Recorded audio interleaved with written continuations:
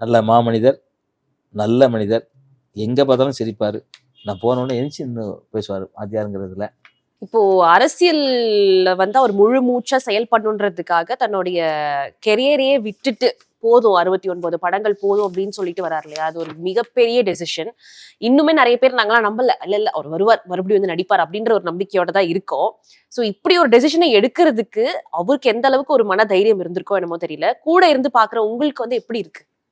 எனக்கு அந்த தைரியம் இல்லை. ஏன் சார் போறீங்க? அப்படிதான் நினைச்சேன். ஏன்னா திரை உலகத்துல வந்து இன்னைக்கு இந்தியா மட்டும் இல்லாம உலக நாடு வரைக்கும் இளைய தளபதி விஜய்னா எல்லாருக்கும் தெரியும். சின்ன சின்ன பசங்கள்லாம் வந்து அவர் மேல அப்படி இருக்காங்க, ஆசையா பாசமா இருக்காங்க. இந்தியாலாம் 125 படம் பண்ணிட்டு தான் வந்தாரு. நடிகர்கள் 175 படம் பண்ணி தான் வந்தாரு.